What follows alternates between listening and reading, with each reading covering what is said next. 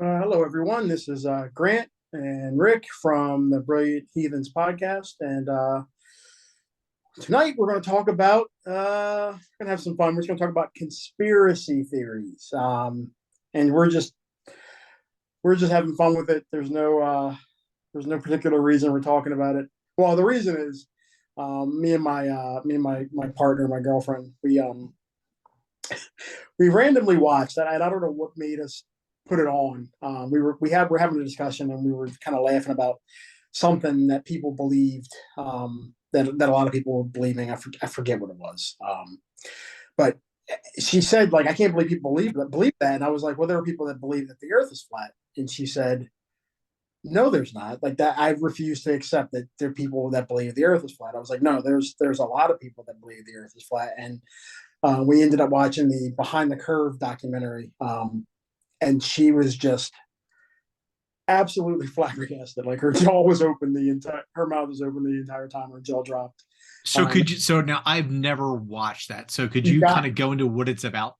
so it's a documentary about people that believe the Earth is flat, and it follows some key character or key people. I mean, they're basically like cartoon characters, but some key people within the movement. And it's a wild ride. And again, there's a lot of people.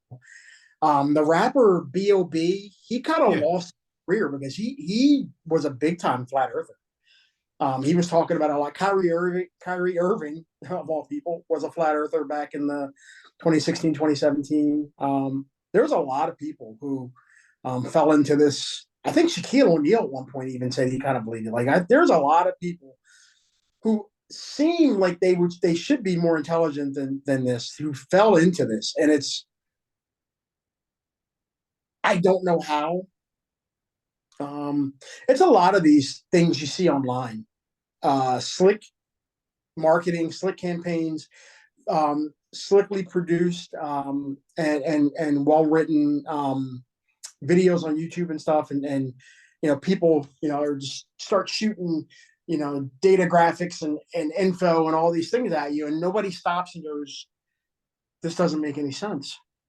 Like nobody, like it's, and my partner is she's a scientist. She's an environmental scientist. And I have I originally was an engineering major. I have a science minded brain as well. And like one of the first comments at the very beginning was, one of the main guys, one of the guys considered a leader in that community, was saying, just from using my eyes, I can see that the Earth is flat, and came up with this whole theory about we're in a terrarium. There's a glass dome over everything, but at the same time, there's an infinite amount of land horizontally. It's just why. And he came up with this, and he's like, and don't give me all this math that proves that I'm wrong. Like, show me something observable. And I'm just like, what do you mean don't give you the math? Like, what do you mean don't give me the math? And I've seen these arguments from people, don't give me the science. My eyes tell me this. Don't give me the math. My eyes. And I'm like, that's not how any of this works. Right. And one of the best, there's a lot of parts. There's a lot of parts to this that I think people don't ever, again, it's to stop and think. First of all, everything in your life is math. Like, you use math all the time, whether you Yes. realize. So when people are Yep. like, I don't want all the math, I'm just like, that doesn't make any sense. And there's a part where, this guy and one of the women who he's kind of has some kind of relationship with, who's also a leader in the community, they're going around. They went to like a NASA thing to prove like NASA was lying and all this stuff, and they're following a GPS, right? And they have the GPS on. I'm like, oh, the GPS isn't working. I wonder what's going on. And they're tapping, oh, it's back online or whatever. And just in that sentence, like, they don't realize GPS stands for Global Positioning. Right. It's satellite based. The Right. internet, your phone is satellite based. Cellular service was all based on satellites. It's not Right. just the towers. The tower signals are bouncing off of satellites. Like, stuff up in space that had to get outside of the dome, you believe, is there. You know what I mean? Like, Yeah. it's everything. this invention that you're contacting people on, the YouTube videos you're posting, the internet itself, your phone, the GPS, all these things are based in off of things existing in space that are based off of math, putting them up there. Ones and zeros. Like, Yeah. like when you're driving your car, your speedometer is a literal math equation. 75 miles per hour. That's a math equation. Yeah. Like that's why Yeah, there's a little and the computer is picking up the rotation of your tires and yeah. telling you how fast it's going because of the calculations that are in that speedometer. It's a constant calculation. Yeah. So for anyone to go, don't give me the math. And again, a lot of them say this. And there's this one group that swears they're the scientists of the group, and they're spending all this money. They spent like 20 grand and bought a gyroscope. There's a gyroscope because they don't believe the Earth is really rotating because the Earth is flat. Like so, we're circling, revolving around the sun or whatever. So a gyroscope, if that's true, should produce a 15-degree drift every 24 hours, right? So they buy this $20,000 nautical professional gyroscope, and the first 24 hours, 15-degree drift on the dot. Boom. So I want to ask a stupid question here. What is a gyroscope? It's a device. So I'm trying to think. It can measure wobble and Oh, okay, yeah, right. So if it's sitting still and the Earth is moving, it should pick up that it like so from where it's at. If the Earth wasn't moving and you looked at it again the next day, it should still be on whatever the original the same setting. exact thing, right? Right. If the Earth is actually moving as we've been told it is, then it should produce a 15-degree drift from the position it started at. Right. And it does. So they're like, it's got to be some kind of there's beams coming down from the heavens that we're not calculating for. They sealed it in. I swear to God, dude. I swear to God, they sealed it in some kind of cylinder and buried it, dug it up, 15-degree drift. They're like, all right, we got to seal it in a better cylinder made out of a special substance that will deflect the beams from the heavens that are, and they couldn't get it to stop producing the 15-degree drift. So they're like, instead of saying we're wrong, they're like, nope, the experiment's wrong. We need to do a different experiment. And they tried like 3 or 4 different experiments. And by the end of the movie, their final experiment, they were using these laser lights to try, like, because a laser is a straight line. Yeah. To prove like, and it's looking through holes over a certain distance, and if there's really a curve, there should be the 2 farthest lights. All 3. It's like they had 3 slots set up, and all 3 should line up. If there's no curve. If there's a curve, the middle one should get in the way of the first 2 because you're right. And that's exactly what happened. And they're like, and that's how the movie ends. It's like, oh wait, like it's great, but it's like we have again. You're going back to the time period when people actually believe the world was flat, like Columbus and all that stuff. Like going back to the Middle Ages. If people from the Middle Ages came to the world today and saw the internet and cars and stuff, they would believe this was that wizards and witches had taken over the world and this was all magic. Right. Like, so for people to believe that kind of stuff while using devices that work on principles that they flatly reject just blows my mind. Yes. But there's a lot of people that believe it, and it's people get sucked into these internet rabbit holes, and they cannot be moved out of them, and it blows my mind, man. Like I saw that, and I'm just, like I said, I watched it years ago. I think it came out in like 2019 or 20. I watched it during the pandemic, maybe 2020. But this my partner just hadn't seen it, so we watched it together because I always laugh at the whole thing. There's so many parts where the people own themselves when they talk, and they don't even realize it. They really like they're so dug into their belief. Yeah. To me, it's Well, hilarious. I think that kind of goes both ways though. Because I mean, how many conspiracies are, if you make an accusation, let's go back to the early to mid 2000s, and when you talked about that, like, hey, you are being surveilled all the time, people told you that you're crazy, and it's like, no, I mean, like, when you send an email or you do this or you do that, like, they're watching you. No, they're not. And it's like, you go a couple years down the line, and then they come out and go, oh yeah, by the way, we have this super large data center that we literally see every keystroke that you do. And yes, basically you are being surveilled, and your telephone is listening to you all the time. Oh no, it doesn't. And then now, when you say bra, and you go to your phone and go to Facebook, what comes up? A bra ad or something else. So it's like, I think there's a lot of conspiracies that are definitely conspiracies, but then there's also a lot of truths that are out there, and you are labeled as a conspiracy theorist until you are proven right or wrong.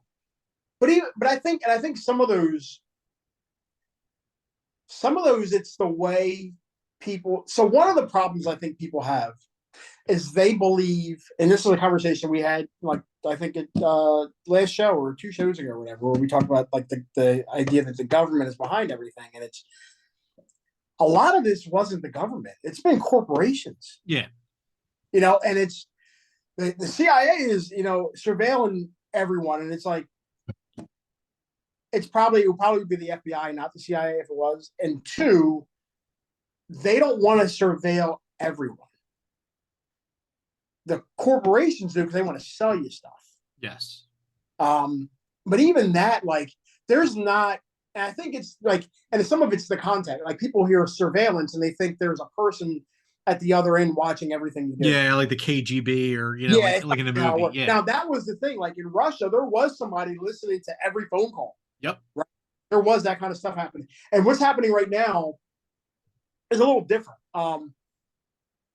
It's like a lot of the metadata. Like people don't realize like metadata. Like there, it's not even necessarily your keystrokes. It's your behaviors. It's your patterns. It's the sites you frequently visit. It's the cookies that exist on your phone and on your computer. I was going to say that. Yep. Yeah, and all those things, and then they can create a profile of you. And until you change your pattern and change your metadata, and then they can use that metadata to come up with all kinds. And the government and the corporations will sell your metadata to advertisers who then turn it around and send you targeted ads and stuff.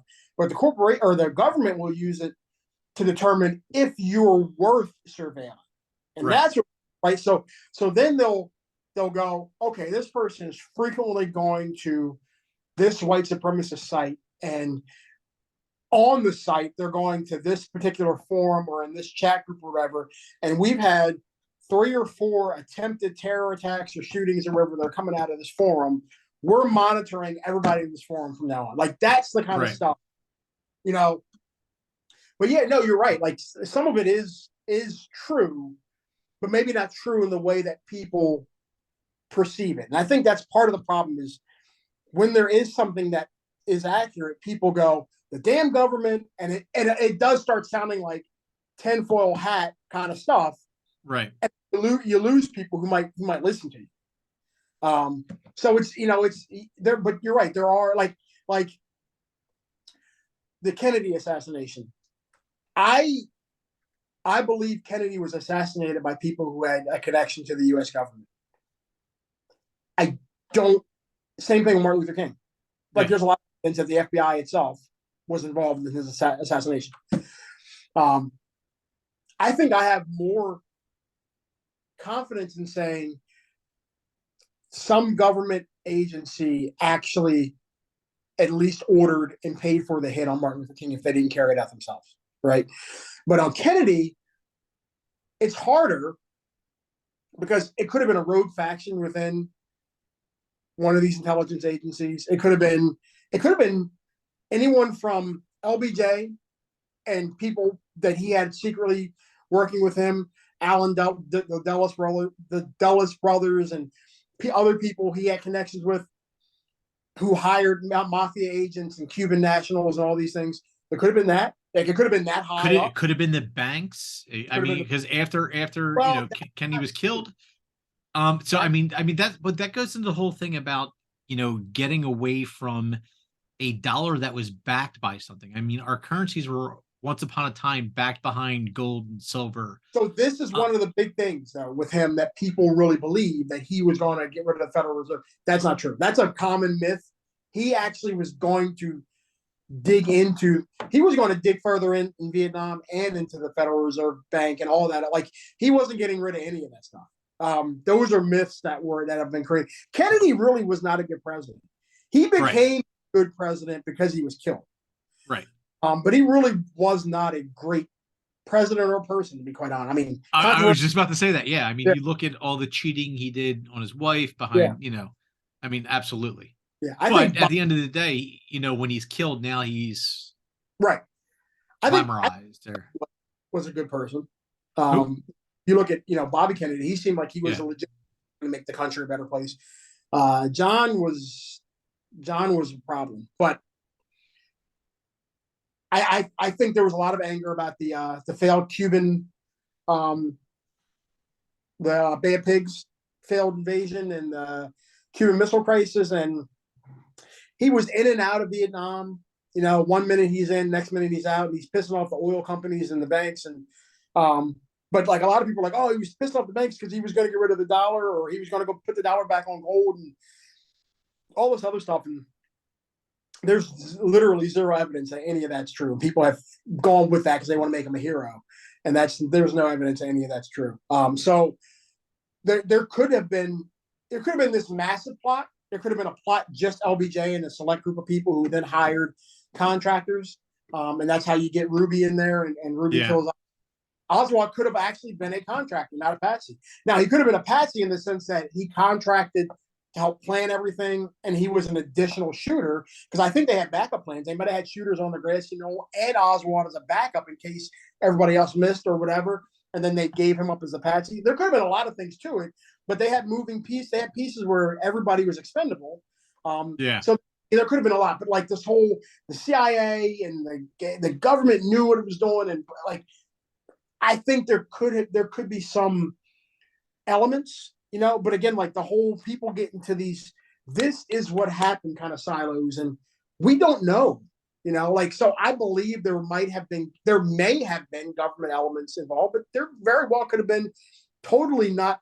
It could have been government or not government, mafia and contractors. It could have been Cuban national, hiring the mafia. Like it could have been any number of potential possibilities, which is why that mystery really has never been unraveled, because I think there's so many potential possibilities that it's hard to actually pin it on anyone. Okay. The assassination, I think that people rarely talk about. Again, Bobby Kennedy. When you look at the forensics in that case, you got Sirhan under hypnosis and under all these things, he doesn't remember actually shooting. He doesn't remember even a gun. But the bigger problem with that is he had a 5-shot revolver, and they found like 30 bullet holes over him, and a lot of them were like in the ceiling and stuff. So, and there were a bunch of people shot. It was like everybody was shooting in there. Yeah. Like, so that's clearly an assassination attempt with a lot of people involved, and somehow the only person who ever was arrested was him. This Jack. Yeah. So I gotta let me throw one at you. Yeah. So, do you actually think that we landed on the moon? I do. See, I don't. But I mean, because to me, if we landed on the moon, I think that we would have been back there again, and it doesn't seem like, we've had space shuttles. They had the original spaceships or whatever the hell they called them, the rockets at that time, were like prehistoric to what we have today. And today, I don't think we can get there, even today. Well, they just launched the Artemis 1 rocket to go to the moon to see if they can land a rocket on the moon again. It launched overnight last night or early this morning, and it looks like one of those huge rockets that we used back then. I forget the names of those rockets. I used to know the names. I used to be really into all that stuff. But it looks like one of those rockets. So I mean, that's what you would need, that kind of rocket at this point, until we can build space going craft in space, and that's one of the now they're trying to actually build things up there so that you eliminate gravity as one of the factors. But a big thing people forget is we went. There were what, 12 moon missions? 13? Was Apollo 13 failed, or did Apollo 12 fail? I think Apollo 12 failed. Yeah, that was the last one. I think that failure, because that crew almost died. Right. And they were like, at that point, they had done it 11 times. The Soviets had still not done it at all. And they poured so much money into that program. And the point of it being was to show that we had better, because that space race wasn't just about, there was so much to that space race. A lot of it was pride, and the Soviets were the first to get a rocket in. But a lot of it was strategic. It was like, if they can get a rocket into space, they can get a nuke into the U.S. Right. Yeah. So we had to show we had better rockets. Like, a lot of it was that. And then we embarrassed them. We went up there 11 times before they ever got one up to the moon. Right. Considering, I think India's now had a satellite go around the moon. China had one. China has one on the other side, I thought. Yeah, I mean, but like, Russia's been there multiple times. If we didn't have old craft and a flag there, I think they would have exposed us. I don't know why they wouldn't have. You know what I mean? Right. So there's that, and again, like, when you really dig into the missions and the dangers and how much effort was poured into those missions, it's a lot bigger than people, I think, realize. I mean, we've been able to do the calculate. I mean, honestly, like, people were like the Isaac Newton and Einstein and guys who were dead by the time we got to them. I think Einstein was dead by the they had already done the math. There were a bunch of German rocket. They knew the math for how to get there. They just didn't have the ability to build rockets that were capable of creating enough thrust to escape gravity. That's always the biggest problem, getting out of the Earth's orbit, because the gravity pulls on you continually, even after you're in space. Like, you're still a gravitational pull. Like, so there's a lot, but they knew the math. They just needed the ability to build rockets for that. And you start digging into JPL, the Jet Propulsion Lab, and I think it's Jack Parsons and all the Werner von Braun, the Nazi rocket scientist who we brought over, and some of the other Nazi scientists, and the amount of effort they put in just into rocketeering and building rockets, like, and how much effort, because there were so many rocket specific projects at that time, how much effort went into building rockets. I think it was possible, and I think we did it. And I think the reason we haven't gone back is because so much effort and money was poured into that. We wanted to put it into other stuff. At that point, it didn't make sense to keep sending rockets to the moon. And I think they just, we need to work on other. That's what I think. I mean, we're putting rovers on Mars. I mean, they've gone further than the moon at this point. Right. I'm curious if, in our lifetime, if we will ever get somebody on Mars. I think so. They just tested, they just finished creating. I just read about this today. I'm totally into, like, space science stuff and all that stuff, and they just created. It's almost like it looks like a it's like this inflatable tube thing that's almost serves like a parachute.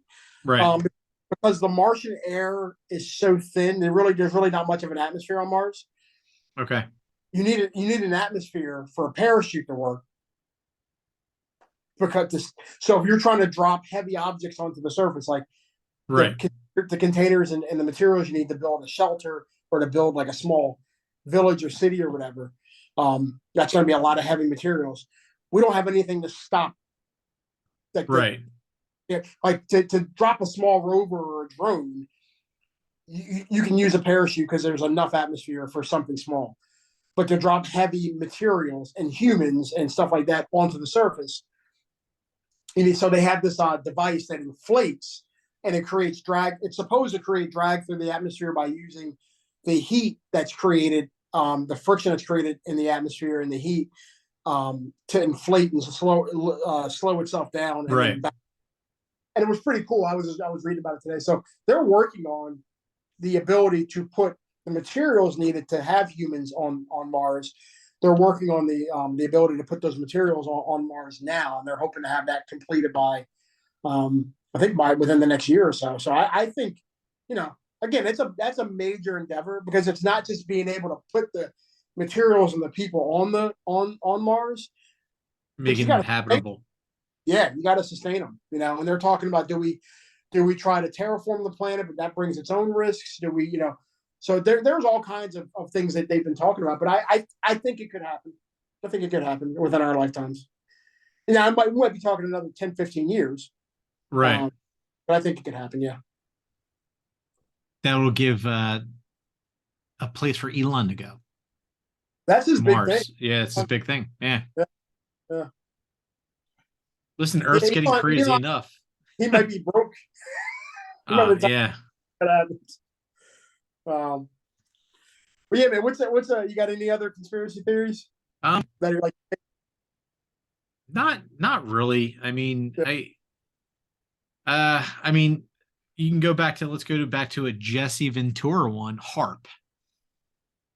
So basically the whole thing about HARP was, if you don't remember, was that HARP can control weather. And a lot of people said that that was a conspiracy theory, that governments can't control weather. But if you look at the actual documents that we've signed with treaties, is that we won't control other people's weather. So I think I believe in HARP that, Well, they have the ability to. So one of the things, and this is what people do. There's some conflation there that you just did, Okay. right? So the treaty doesn't actually mention HARP. I've read this stuff, and it's a UN treaty that a lot of nations sign, including nations that are nowhere near. They don't even have nukes. That are nowhere near. Right. Yeah. Right. That's a treaty that if any country ever creates that kind of technology, they won't use it in such a manner. Right. So that doesn't say that these countries have this technology. It's a preventative. It's because, like, we didn't think of a country coming up with nuclear weapons or laser technology or all these other things that exist now and using them for in war. We need to prepare. Like, so it was basically forward thinking. It doesn't actually prove that there is any nation capable of controlling weather. People are like, oh, look, the U.S. and Russia were two of the signatories on that, right? And I always thought, like, Russia, because back then it was still that stuff came out in the 70s. Yeah. Those theories came out in the 70s and early 80s, and that was still the USSR. And we look at Russia now, and it's richer than it was during the time of at the end of the Soviet Union, and their military is basically two tanks that are held together with bubble gum and shoelaces. Like, it's like so they obviously don't have that level of technology. So I don't know that any nation actually can control the weather. I don't know that I believe that. And HARP wasn't a weather. When you look at it, people assumed there was when corporations and governments and whatever, when they write these papers on, like, this is technology that we're going to be experimenting with, we're going to see if we can do these things. it doesn't mean that they can do those things. So one of the big things was in the HARP. I think one of the white papers was it stands for like the high altitude auroral research project. And one of the things was they wanted to see if they could um, uh, change the something that involved the aurora borealis and the level of the jet stream in the atmosphere and all these different things. They wanted to see if they could alter, and if by doing so they could affect the weather. But a lot of that research, when you look at what a lot of stuff was doing, it looked like a lot of it was based on, can we create something in the sky that almost serves as a dome? If Russia ever launched nukes, we could raise this device, this kind of like a force field almost. It's almost like a force field where they would heat the atmosphere, and they were hoping that it would set the nukes off in the upper atmosphere and thereby, prevent nukes from ever reaching us. So a lot of it was like it was attempting to serve as like a missile shield and a force field. It was more for it looked more like it was for defense capability than any kind of weather manipulation. But they were also wondering if by doing this, would it manipulate weather? Right. So there was never, and that was like one of the white papers. It was like one of the research proposal kind of things, hypotheses and things like that. I've looked. I was really into HARP stuff because I thought it was fascinating research, and people talked about scalar weapons technology. It was all part of that kind of stuff. And but the guy even wrote the stuff that Colonel Bearden. There was evidence that he was completely a fraud, and he had nothing to do with that, and had no basis in physics and all this stuff. So there's even debate about a lot of that stuff, and whether he just created that stuff out of his, off the top of his head and was writing fiction. But even the HARP stuff that was, declassified, and it's like this I've never seen in all the years I was really kind of digging into that because I thought it was fascinating. I've never seen any wholly clear-cut evidence that this actually could do these things. Right. So again, and I think this is what happens with a lot of conspiracy theories. People see those kind of papers, those white papers, those proposals, or those hypotheses, research theories, or whatever, and they go, "Well, look, they were working on this. So they were seeing if that was a thing that was going to happen. It doesn't mean they were necessarily working on it, but even if they were, that doesn't mean it happened." And people see the beta test or the stage one or the theory, and they never go any further. They just go, "The government can do this now," and it's like, there's no evidence that we can actually do any of that. Right? People jump from they're saying this might be possible to the government can control the weather. Like, there's no, show me the middle. Show me where you see the data that proves that, because I haven't seen that. Right. So, is it possible? Am I open to the possibility that they can? Absolutely. Do I know that they can? I do not know that they can, and I have not seen any evidence that they can. Nah, it's the only one I can think of off the top of my head as far as conspiracy theories. But again, that goes, that's that whole people will just run with stuff, and that's that internet, that damn internet thing. People see something, and a lot of it is like something sounds real cool because it's almost like reading a book, like a good novel or something, and something sounds really cool. But to do the hard work where you actually read the boring papers that talk about the experiments and understand the math and the physics and the other stuff involved and all that stuff, or ask someone to explain these terms and these calculations and formulas to you and stuff, people don't go that far. Right. They just read the introduction where it proposes the theory, and they read the conclusion, or they read something and they go, they don't read all the stuff in the middle that says, and even a lot of times, even when they read conclusions, I've seen people read conclusions and come up with their own conclusions. They don't they don't understand what the conclusion's saying, that it's saying that they didn't find anything, but or they'll just take pieces out of it. They'll cherry pick from it. Yeah. So that's that's honestly where a lot of conspiracy theories come from. And that's why people believe they're real, because somebody who's proposing them will cite a paper. But when they cite the paper, they'll only pull that one cherry picked sentence out and they won't show the whole thing, or they won't post the whole paper for somebody else to read on their own. And they'll go, look, this research paper written by these scientists and this year said this, but it did say that, but it didn't. You didn't read the 10 lines before and the 10 lines after that say this was something we thought, but it's not true. You know what I mean? Like it's, yeah. So and that's where a lot of these conspiracy theories come from. Like people have an intent to prove something, or they start out like the same thing with the flat earthers. They started out with the belief that the earth was flat, and even the ones that were trying to do experiments, and it's funny because they had actual scientists comment on the experiments, and they're like, some of these experiments are great experiments. Yeah. Too bad they already came to their conclusion ahead of time, and they refused to accept the results that went against what they believed. So let's go back to flat Earth. So how does the moon and the sun go around? In like, what's their theory behind that?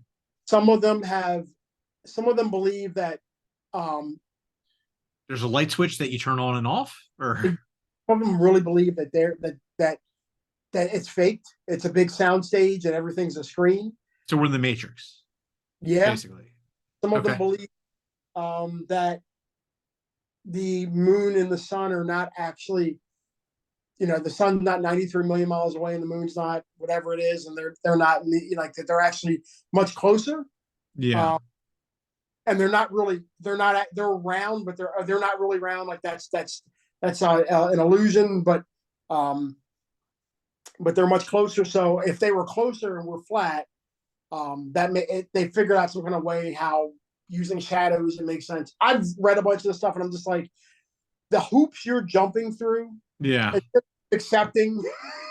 Dude, so basically, we live in the Truman Show. That's exactly the Jim Carrey movie. The one guy who they follow, who is like one of the leaders. He really believes that, like, the Truman Show is like his Bible for the guy to flat Earth, because he really believes everything is a big. It was his thesis. And I watched this documentary movie about a guy who lived in Yep. He refers to the Truman Show all the time, like nonstop. He refers to the Truman Show. It's crazy. Does realize that was a movie, right? He doesn't. But dude, how many people, like, while talking about a conspiracy theory, will refer to a movie that makes sense? It was fiction. Yeah. It was fiction, but they're like, that they're trying to tell us, like, this is what they're really doing. It's like, no, that's not how any of that works, dude. Like, that's not what they're doing. It's a movie. Yeah. I bet that guy's still waiting for his car to transform into a robot. Dude, it's wild. But people really, really believe this stuff, and you can't move. I think the scary part for me is you can't move them off of the belief. Right. Like, they can see something in the real world happen, and they'll go, nah, that's not real. Yeah. My crazy belief is real, but what I just saw happen, no, that's not real. Like, it's wild, man. It is wild. I gotta check that movie out. Yeah. Just to see how not on Netflix anymore. It was on Netflix for years, but I don't know when they removed it, because I thought it was still on there, so we were looking for it. It's on. We ordered it like on Amazon Prime or something. Prime. We had It was like $3 or something. I gotta check that out. Yeah, it's worth it, because like I said, for me, it was just like, wow. Like, it's hilarious. Again, like, when they're just like, they're talking about how none of this is real and blah blah blah, while using a GPS and a car going whatever miles per hour. I'm like, and they're saying we don't talk to us about the math, and it's like, what? Yeah. Like, your entire existence is based on the math that you don't want to hear about. Like, what are you talking about, dude? It takes a special person. But there's a lot of them. There's a lot of special people throughout the world. Yeah. Just go on Twitter or Instagram or TikTok. A lot of special people. A lot of. It's bad, man. It's bad. I don't know. I don't know what it is about being able to be online that people get sucked into this stuff. Like, I don't. I just don't get it. Like I don't know. I don't know what makes. I don't know why. I don't know how people fall into this. Like I just don't. Like it's always every time I see these things, it blows my mind. Like even like just forget like even like big time conspiracy. Let's talk about like stuff that's been a conspiracy for forever. Like just racism. Like the idea of That it doesn't exist. we no that Uh, people who are racist believe that one race is superior to another race, right? got you. Not ignoring the fact that we've literally mapped the human genome. We understand how genetics works at the most basic level, and race is a purely social construct. And people still believe that their race is superior. It's like, what's your race? Because if you're like going back, you go all the way back to the Roman Empire, the general who defeated Hannibal, the African general who the Romans were terrified of, but the general who defeated him was an African, Scipio Africanus. But he was considered a member of the Roman race. Back then, race was your nation. Right. But Yeah. there were a lot of African Romans.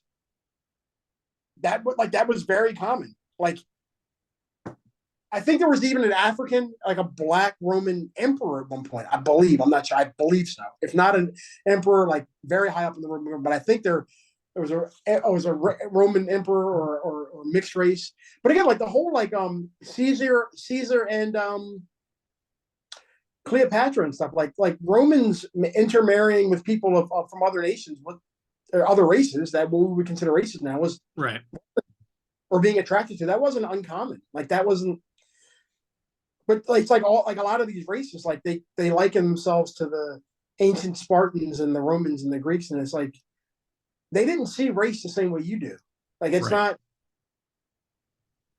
And then when you really start digging into genetics, like most people, I mean, again, Irish and Italians and certain other the people who came over from Eastern Europe, the immigrants that came over in the 40s, 50s, and 60s, like for a long time, they weren't considered white. They were considered other race. They weren't considered part of the white race. Like then they were at some point. Just like for a long time, Hispanic was its own race, and now Hispanic is an ethnicity, and you have white and Right. black. Like race has always transformed over time, and we've seen it change just within our lifetimes, but over the course of history, so many different things. But people to this day believe that it has some meaning. Like I think we've talked about this. Like I had genetic testing. I'm more European than I'm anything else. But by looking at me, people aren't going to assume that. Right. Like, and my kids look white. Like looking at them, nobody. My daughter, my oldest daughter, when she was working in retail, like this was a year or two ago, a black lady who she thought was shoplifting, she confronted her, and the lady accused her of being racist against black people. Right. And my daughter laughed because my daughter look white. Like it's like this whole idea that one race is superior to others. Like it's mind boggling, and it's crazy to me. Like when I see like people of like Irish descent or Polish descent or Italian descent or whatever saying white people are superior to black people or whatever, and it's like you weren't even considered white 50 years ago. Like what are you talking about? I mean, I remember stories in Philadelphia of Irish coming over here and being treated like garbage just because they were Irish. Yeah. Same thing. There were signs that were like no N-word, no Irish, no Italians. Like it's like, and then at some point in the 60s, mostly 60s, 70s, it was like a switch flipped, and they're like, yeah, these people are white people now. And it's and I'm bringing it up because it came to my mind. I don't know if you saw this video came out of Austin, Texas. Did you see that? No. It started coming out over the weekend. Apparently, middle of the week last week, a teacher in Austin in like a middle school, something happened where he got in an argument with a black kid in his class, and he said he admitted he was a racist, and then so the kids in the class started recording him, and he was bragging about. He said, and they were like, "Did you say you're racist?" Like, yeah, I said it, but honestly, now that I think about it, I will consider myself more of an ethnocentrist. I believe my race is superior, but that didn't mean I necessarily hate the race. And he was just going on, like, in just very calmly saying, "My race is superior, and I believe everybody feels that way," and blah blah blah. And I'm just like, well, any of us who had genetic testing knows we're all mutts. Oh yes, yes. Person. Nobody's white, nobody's black. None of that's real. Like, it's not even real. It's all made up shit.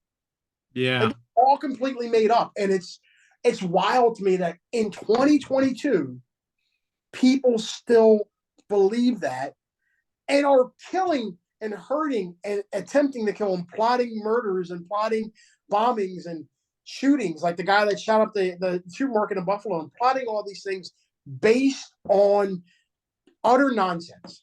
Right. Yeah, I mean, our mind, dude. You think about it, like, so I got my genetic testing done, and I'm Irish, Welsh, English, German, and there was one more that I was. But I mean, it's pretty cool. You can actually tell where, most of your genetics came from country wise, and then where most of the genetic similar families, everything that are local to you. But it's crazy because growing up, I just thought I was Irish and German. Like, I didn't know about anything else. And surprisingly, how many people get their DNA results back and go, "Oh, I'm not even close to what I thought I was." Right. I did. Yeah, I did. So yeah, it happens all the time. Yeah. But again, like, it almost feels like the same thing, like in that conspiratorial realm where you have there's always been a large number of I mean there's these black separatist groups too, but there's always been a large number of white separatists, white nationalists, white supremacists, whatever term you want to use, groups.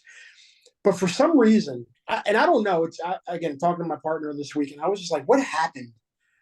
It's some, I don't know if it was what year it was. Maybe it was the end of Obama, maybe it was before that, but at some point between Obama and Biden, and I'm not saying that to blame Trump, because it could have happened during the Obama years, but at some point, the world completely lost its way. Not just America, like the entire world. Yeah. I want to. I almost want to pin a lot of that on, the the C word that we're not allowed to say on the internet. But I think everybody staying home, and I think it did a lot of damage to people. That made it worse. And it might have been a little bit before that, but I just think that after that time period of where 60% of the country was shut down, that did a lot. I mean, that made it a lot worse. No, I agree. I started seeing, like, people really falling into these, like, these conspiracy silos, these holes, these rabbit holes before that. I would say like 2015, 2016, it started getting bad. Honestly, like, and I hate to bring it up. I mean, there was a lot of it. There was some during the Obama years, but like I want to say 2015, like the QAnon stuff. Yeah. Oh.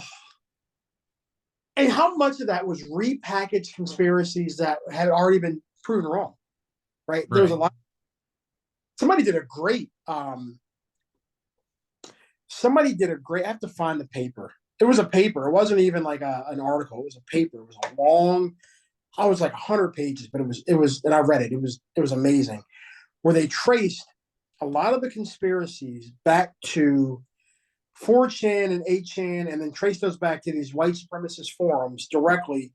And a lot of the stuff was repackaged Nazi talking points from Goebbels, like, that they literally took from Goebbels and the other Nazi propaganda people, repackaged it, put some new spins on it, and then packaged it up with, like, popular conspiracy theories over the last 20 or 30 years, and rolled it all together, and people ate it up. Especially now, you're right, during the pandemic, people got really deep into that stuff because they had nothing else. I mean, Yeah, I mean, when you're stuck in the house and you have nothing Yeah, else to do but just scour the internet, for and at that time, I think it was easy to roll that out yeah, because people had time to do it.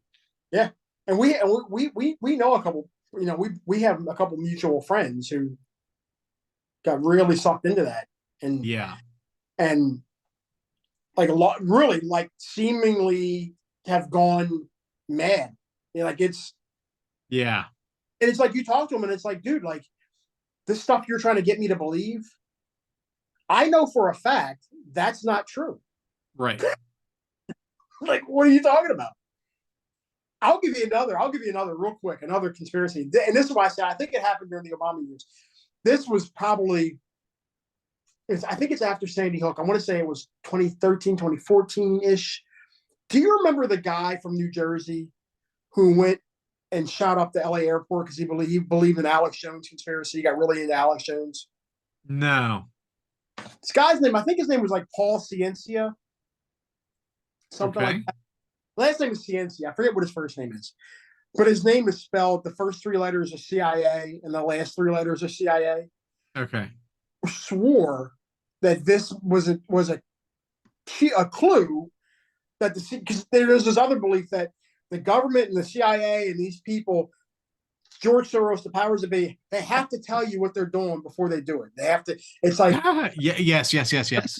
you've seen this before. Like it's some magic spell. The only way it works is if they give you a clue that they're doing. Yes. So they were like, the guy's not real. Didn't really happen. They're just trying to take the guns away. Blah blah blah. Dude, that kid. He's we have a couple buddies, George and Andrew. He's their age, and they knew him personally. So we have friends who I literally, think I remember this now. Yeah. yeah, and Yeah. they used to play baseball or something. Like they knew the kid, like they hung out with him, like they knew him really well.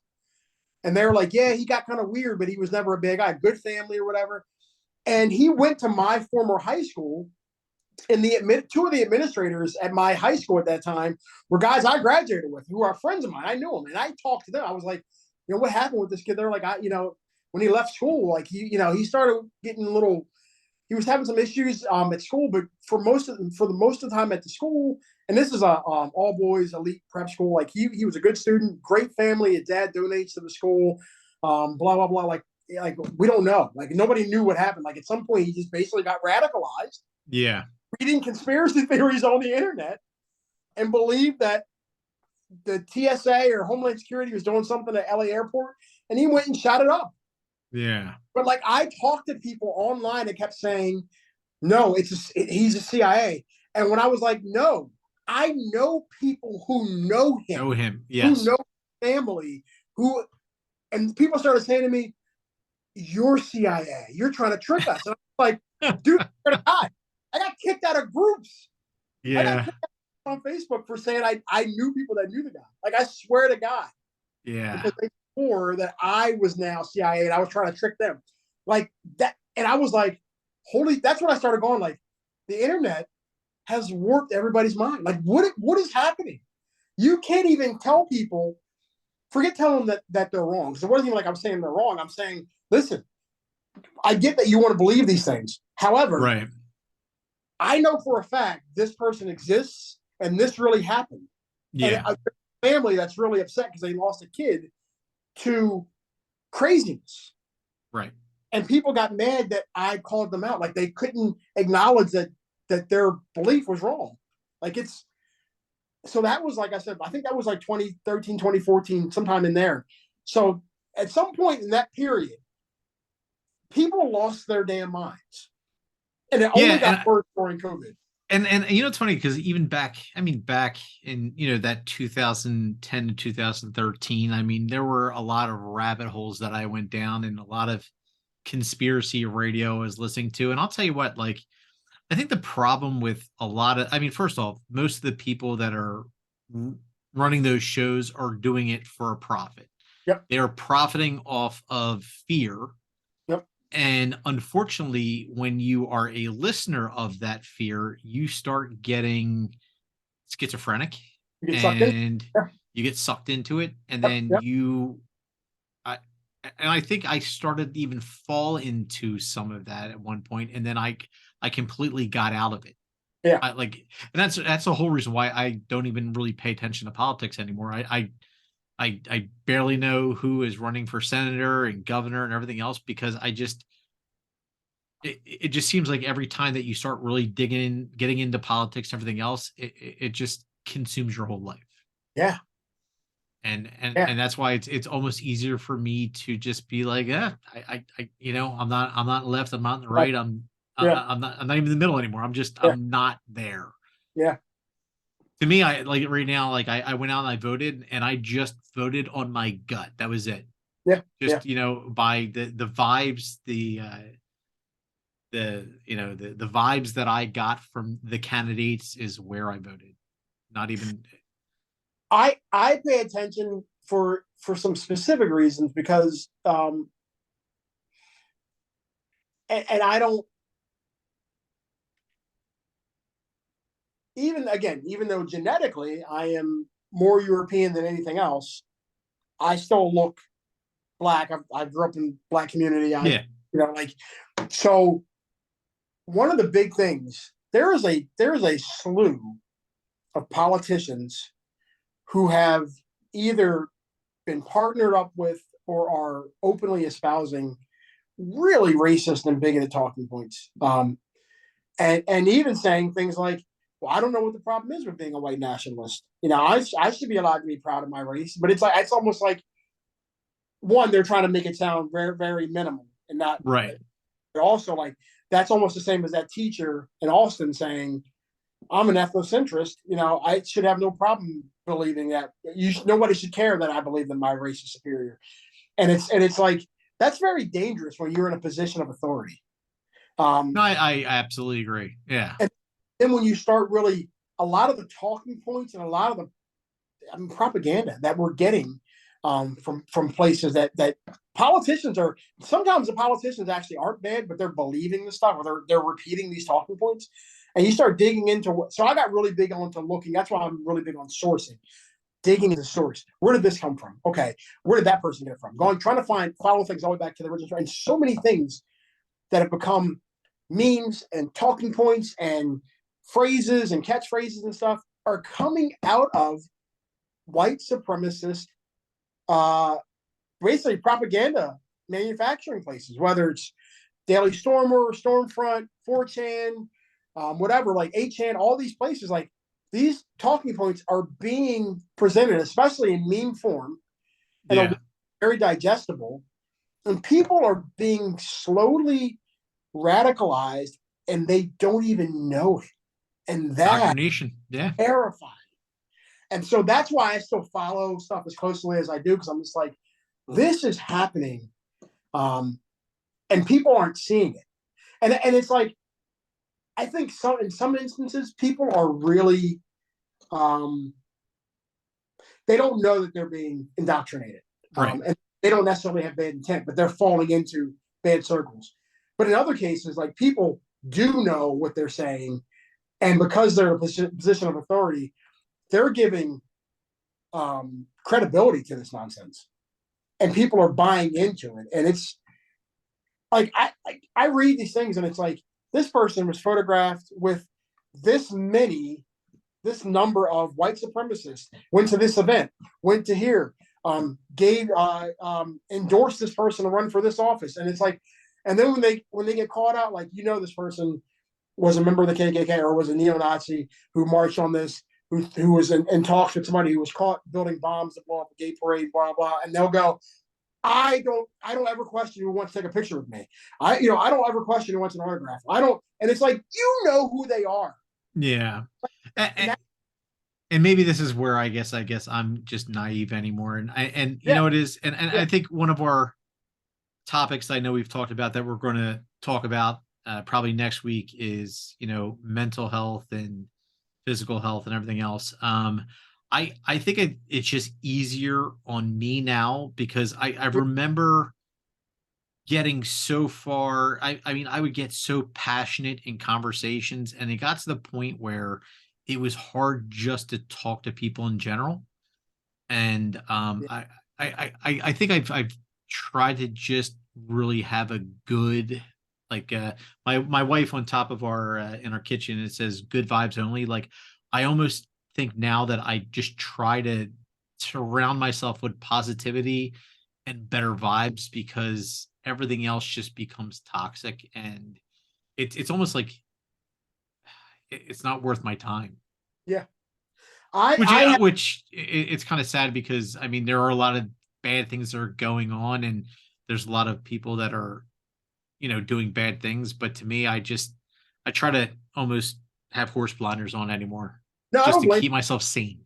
I don't blame you. I'll be honest. Like when um, I check the, I kind of look at the news once, like middle of the day, like all like when I'm eating lunch, and then usually once after I get home, and that's about it. Like I try to limit my the amount I look at that stuff. Um, that was hard because during the election cycle, like Oh God, I'm so glad it's done. yeah, me too. Between But commercials and text messages and phone calls and who are you voting for? It's like, bro, none of your jump on effing Instagram, business.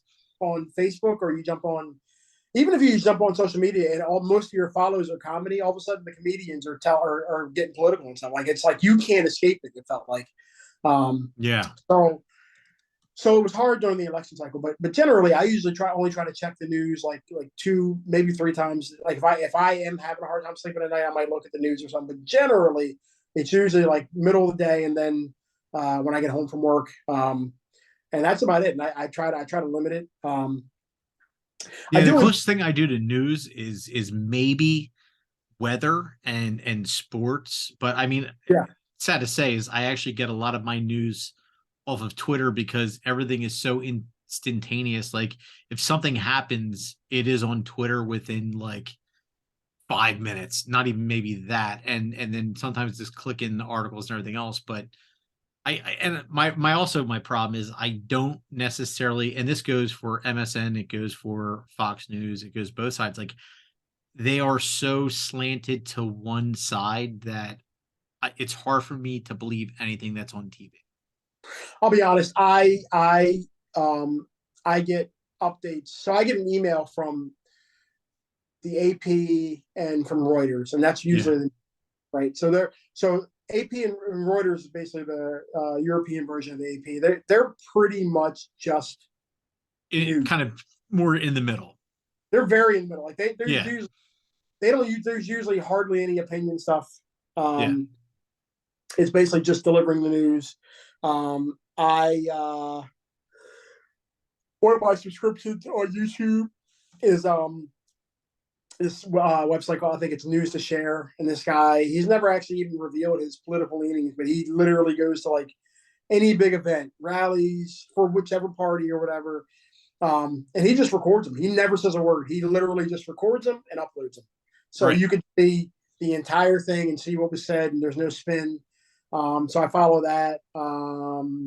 That's one of my only news sources I follow on YouTube, and then um, every once in a while I'll check, like there's a couple other places I'll check. Like I'll check like France 24, like BBC, like a couple other places where you get a little bit of spin, but not very much. But that's about it. Like I try to be to try I try to follow news as neutral as possible. I don't look at Fox. Yeah. I don't look at MSNBC. I don't look at CNN. I don't look at um, any of that stuff. People will send me stuff on Twitter, but even then, a lot of times I try to check it because depending on who's sending it to me, I know it's going to be spun. If it's somebody who I know leans right, if they're going to be getting stuff from Yeah. like right leaning sources, like their followers are going to be right leaning, and vice versa for left. So I'm always like, I'll look at the story or I'll look at the tweet, and then I'll try to find the original story, Right. because a lot of times there's other things that are not being said in the tweet. You know? So I'll kind of end with this, because Yeah. I got to run soon. Um, so I watched. I'm not going to say who the interview was. I watched a particular interview of a politician, and I watched the whole interview, and I can honestly say that I'm not a big fan of that politician. Mhm. A couple months later, it was probably like a month or two later, seeing videos of the interview and it's slanted to make that person look bad. Mm-hmm.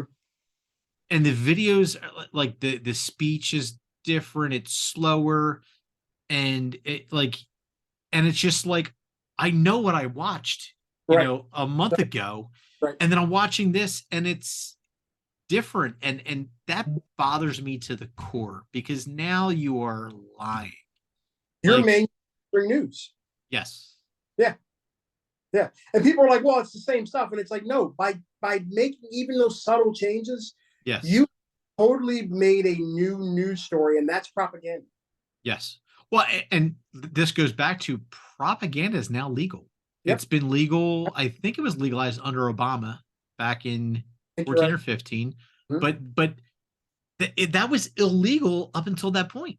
Mm-hmm. And now it's legal, and that's scary all by itself. And that goes back to, when you bring up that's not a good thing, and it's okay under that president because you voted for them. Guess what? When the next person comes along on the other side of the aisle that you don't agree with them, they're going to use the same thing.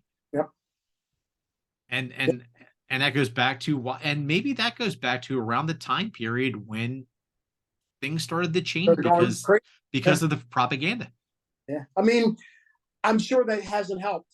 But it also and I don't know what it just feels like there's been a literal shift in the way society thinks and behaves. Like it's and I don't know where it came from, but I think a lot of that also has come up with that, and I think we've talked about this in other videos. I mean, I think that's where, now, I mean, just not having parents be parents and engaged in raising their children, and now I think that as generations going on, unfortunately, people care less about other people. Like, I was brought up to hold doors for people and to respect your elders and to care. Like, if somebody falls down, go there and help pick them up.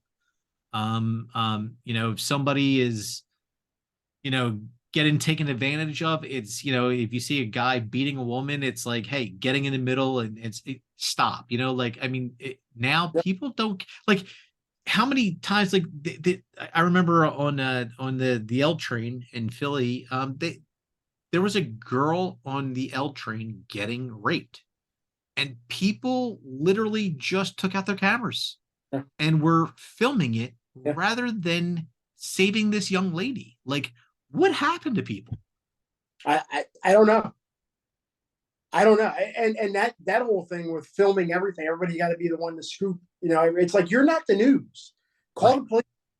Do something like this. Like I don't know. I have no idea. And that's kind of stuff I'm talking about. Like there's been this societal shift, and I don't understand it. And I'll end with this real quick, going back to what you just said about the video you watched, and it's again that's where conspiracy theories come from. Yeah. Because I know what you're talking about, and then the theory was, look, this person has a cognitive decline or they have a drinking problem, and it's I saw a video and it's like that, and then somebody else will tell you who's from the other side of the aisle, no, that's not true, and they're like, and people will insist, I saw this, Right. or there's a guy who has now owes families of Sandy Hook like two. Yes. He is notorious for rearranging wording in headlines and then reposting the headlines under his own banner on his website. Yes. Snippets out of things and then saying this is the story, only reading headlines and then saying this is what really happened, creating an entire story on his own. Like, and this all came out during the Sandy Hook trial, that he's done this for the last 30 trials, that he's done this for the last like 20, 30 years. But like, people swear that what they saw there, I saw him say it on his news show. I saw him post it on his website. It's like, and if you watch if you listen to, because you can go and listen to these now, you even watch them. If you watch his depositions, if you watch the trial, they admitted that they made this stuff up. Yes. They altered headlines. They made up stories based on headlines. They never read the story. They made up statistics for like number of people dying from COVID vaccine. There's like all these things about like the COVID stuff, like that people quote to this day. Tens of millions of people are dying from COVID vaccines. It's like there's literally no evidence for that anywhere. It Yeah. may be happening, but there's no evidence, and they're just saying, "Well, we looked at these numbers and blah blah blah," and it's like that's not how you get data. That's not how you get statistical data. I kind of like, because I think that the numbers were skewed both ways with that, I mean, with that particular thing. I don't know. Here's what I'll say. I don't know that I believe that that they were skewed, um, just based on stuff I saw from places that were trying to make it seem like the vaccines are bad. They have no, as a data analyst, not as my job for the last however many, for 2 decades, looking at data and looking at statistics, the way people were trying to manipulate data and reading the data was absolutely abominable and it's completely the wrong way to look at data. And they were trying to twist the data that was available to make it work for their theory. So that right there tells me you're just lying. Is it possible that there was something going on with people who got the vaccine? A lot of things are possible. Yeah. But is there data that supports it? There is literally no data that supports it. And I think that's something that with anything, like if you dive into the whole mRNA vaccines and everything else, unfortunately, like you say, there is no data. You're not going to find out whether or not they're really harming people or not for another 10 to 15 years. I mean, it's 10 years from now, there could be something that happens with people that got a certain injection, and maybe something happens. Then you have the data, because now you have a period of time that you have this many people that got this many shots and whatever. But right now, nobody really knows. It would be very hard to say. You'd have to trace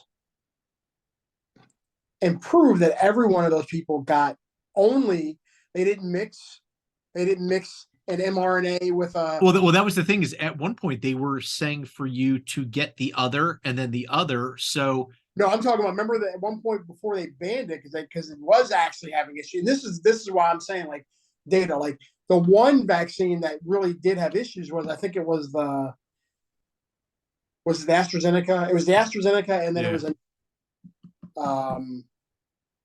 the two versions that used the dead virus caused actual issues, and the U.S. took them off the market, and other countries were using them. But the U.S. removed them from the market because they're like, we are having issues with this vaccine. Right. So, but if you got people who had that vaccine and then had, like, there's to prove that it was just mRNA vaccines that caused the problems. 10 years from now, if there's a problem, it will be so hard to do. Right. Well, I think in general, with anything that you inject into your body that is foreign, people have different reactions to anything that you put in your body. Yeah, for sure. And I mean, you could get a tetanus shot, and guess what? Maybe there's something in that tetanus shot that you're allergic to, and the next thing you know, you're having complications. Yep. I mean, listen, I'll be honest with you, I'm not a big vaccine guy. I never have been. I try to do more things the natural way. That's why I try not to get too much into the vaccine argument, because I have my own feelings. And I try not to project them on others. And I think that everybody is an adult, and you got to go with the gut feeling, and you got to live with that gut feeling. If you decide that you're anti-vax and you don't want to take a vaccination, and you have to live with that decision, and vice versa. If you want to get every vaccine in the world, and that's what you choose, and something happens, then you got to live with that decision. Yeah, I have no problem with people making whatever decision is best for them. I think again, for me, it always comes down to the data and the science. Like, I get annoyed when people try to create data that's not there, Yeah. And then assign definition and actual belief and try to make it into evidence for something, and the data is just not there. It just doesn't exist. And that's really still the case with these vaccines. And just like I went on. I think I told you I went on a few dates with somebody who worked for one of the pharmaceutical companies, and they admitted, and it was one of the rival companies. It wasn't Pfizer or Moderna, but they admitted, they were like, listen, this technology is not new. Like, we've been Yeah. working on mRNA vaccines and trying to make them work since I think it was like the 90s. Right. They would have, like, it'd be like, oh, they had a jump and a breakthrough. They maybe say they started in 95 and it was slow and they couldn't get a breakthrough. All of a sudden they had a breakthrough in 2006, and then they had another breakthrough in 2012. I think those actually were the dates, like the years. And then they had another breakthrough like in 2015. And it was like, because they kept having breakthroughs, they kept getting closer to making it work faster, because each breakthrough made it easier to make the technology work. So then when they poured all that money into it in 2020, people were like, oh, it came in 3 months or whatever. It's like, no, they've been working on this for 30 years, but they've had breakthroughs already. They were close to coming up with it anyway. And now all the extra money and focus and attention being paid to coming up with these vaccines, it made it work. Yeah. And now that the mRNA is about to, that they have a lot of companies that are working on this. I have a friend that works in the who's a pharmaceutical chemist, biochemist, and she told me she was working on a cancer vaccine a couple of years ago, and now they're saying that the mRNA vaccines have made it that they just started testing a cancer vaccine, and something that may actually be able even to cure cancer. And it's like, so these breakthroughs may have really good potential implications and applications down the line. And again, that comes down to, what do you trust? I get, people make their own decisions. I just there is I'm a data person, so I'm not anti-vaccine, because I'm looking at the data. I see where humanity. There's a lot of reasons that humanity had population explosions and disease drop off and stuff like that, but vaccination played a role. So I don't necessarily distrust them, but again, my whole thing was like, people looking at data and saying, just like with the flat Earth, going back to this, it's a conspiracy. Yeah. I believe this vaccine is bad, and even if it's not bad, I have told my millions of followers that this is bad, and I have to. So I'm going to take this data that doesn't prove anything, because no data really exists for this, and I'm going to make it work for my argument, and then I'm going to dig into it, and I'm going to keep doing it. And that's what a lot of these vaccine conspiracy people have done. The data is not there, and they just find stuff, and they find anecdotal accounts, like the myocarditis. When you actually dig into the percentage of people who've had the myocarditis, it's almost only men under a certain age, and they're like, oh, there's been, what is it? There's been 1 million cases of myocarditis. Yes, but there have been 6 billion people who've been vaccinated around the world. So that million is like a percentage of a percent. And it's like, so when you hear that number, it goes, oh my God, I can't believe that many people have this issue. Well, and then when they're starting to try to look at the cases individually and go, is this the vaccine, or did the vaccine trigger something that already was there that person didn't even know? Like, there's all kinds of other factors where people are going, the vaccines are causing this. Maybe. We don't know. Well, and that's sort of my point, is that, and that's something that we may not know forever, but that even goes back into the disease that we're talking about. And this is where I guess I kind of got frustrated because in the industry I worked in, I didn't have a day off of work. If anything, we worked more because we were considered essential Right. employees. And you got to hear kind of both sides, but I would hear the one side of people saying this is fake and this is everything. Like I saw people that got sick and they were fine. Yep. I saw other people that got sick and symptoms were light. I saw multiple other people that were so sick that they were in the hospital. One guy was almost 2 months. Hmm. Hmm. And three other guys were at least 10 days. Um, Didn't you so know did, about I? no. Okay. No, that was I think that was, I don't know if that was my wife, somebody that, a friend or, I wasn't a family member, Oh, you told me somebody that who, coworker who worked out no, for no, you. no, no. He was in the hospital for 2 months. Like Okay. Okay. he Oh, almost died. okay. Okay. And that's where I kind of got, I would hear people, like I said, I wasn't a big vaccination guy with all that, but to hear people say this is a fake disease and everything else, and to actually physically see people that almost died, who and a couple of these guys were very, this is all fake, this is all BS, none of us Hmm. are getting sick, and then boom, one went down, boom, Yep. another went down. And I'll tell you what, their perspectives changed.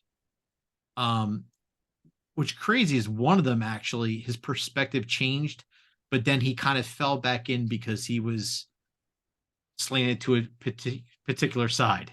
Right. But Yeah. but that's what drove me nuts about that whole thing, was just to see, for people to say it's fake, but then you physically see people get sick Yeah. to the point where they almost die. And I'll tell you, with the one guy, God bless him, man. He actually said it was the best thing that ever happened to him, because all he did for 25 years was work, work, work, work, work. And being in the hospital for 10 days, thinking that, hey, I may die and not see my kids ever again.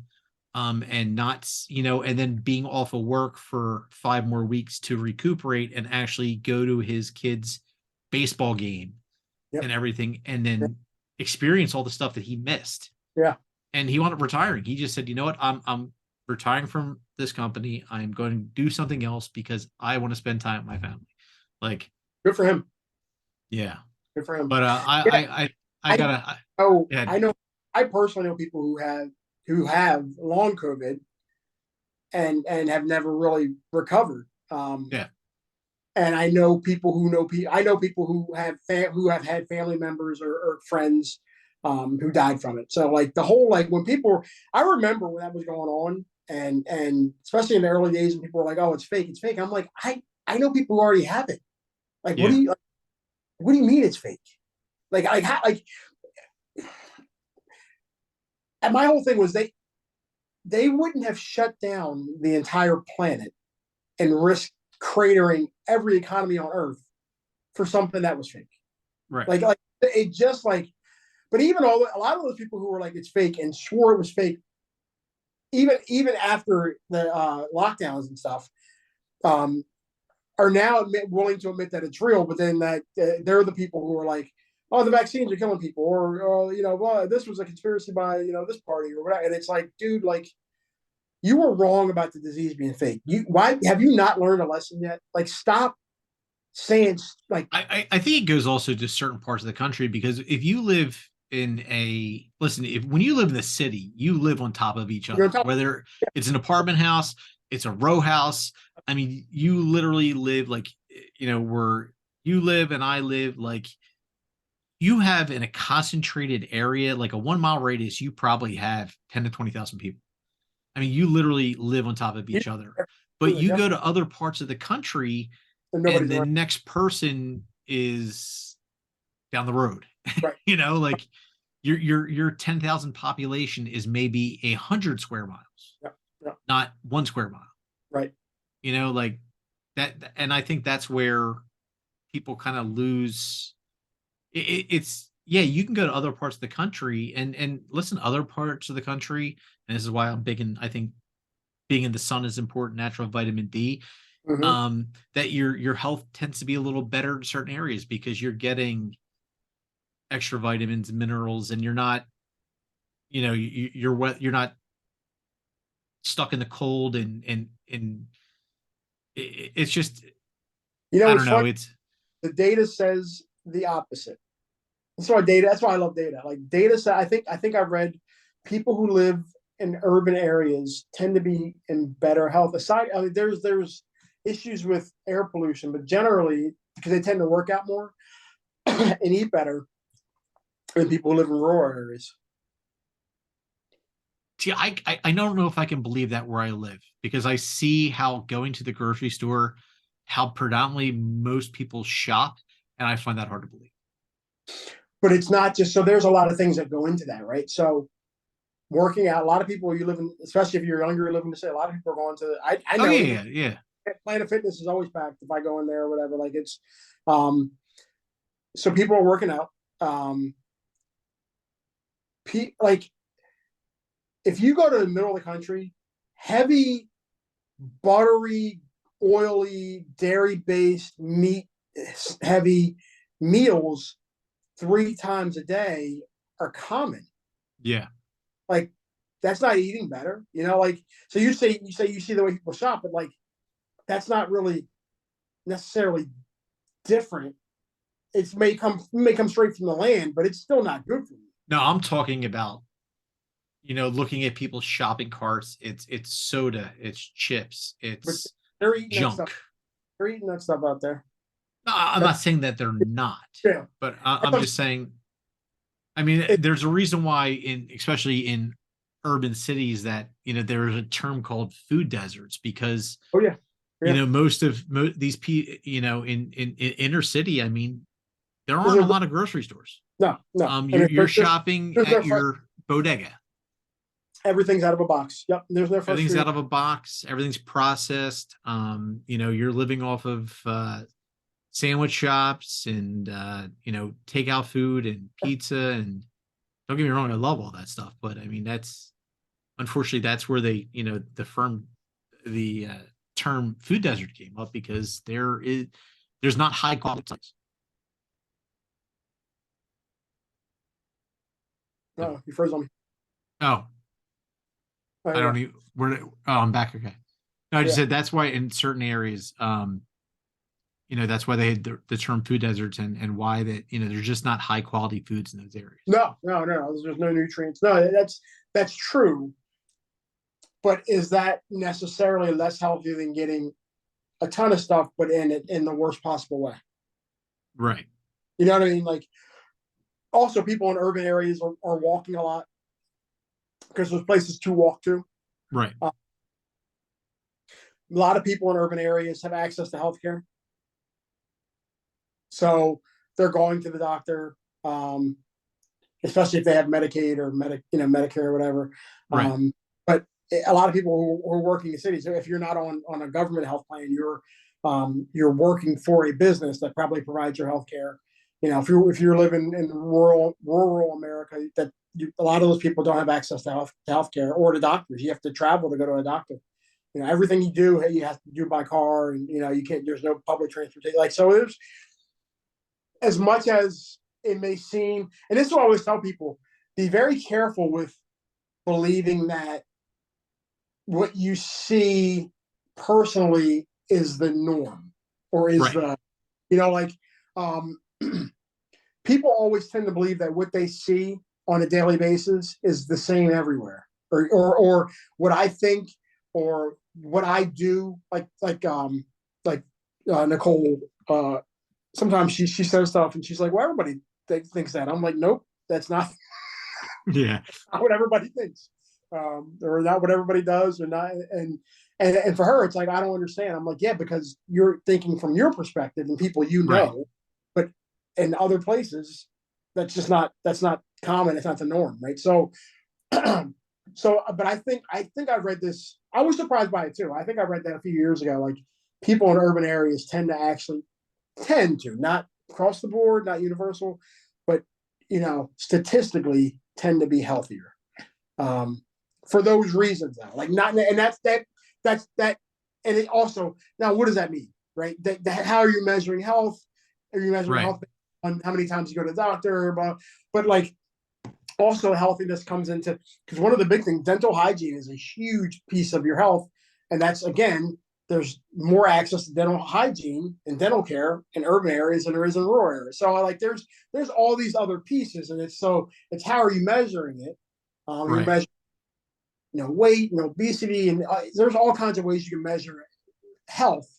But based on the whatever study I read, people in urban areas tend to be healthier on average. So yeah, like that's what I'm saying. Like people, it's very important to look at data and understand what it's saying, and doing your best to not try to twist it to fit what you want it to say. Right. Like that's and that I think that's where a lot of these, again, ending the topic, that's where a lot of this conspiracy stuff comes from. People they fall into a hole, they come to a belief, and they will not be moved off of that belief no matter what. Right. And it goes back to I just learned today that the Earth is not flat. So I mean, you got to watch that. You got to watch that movie. I do have to watch. What's that called again? Behind the Curve. Behind the Curve. Yeah. All right, I gotta watch that. All right, brother. Well, hey, have a great night.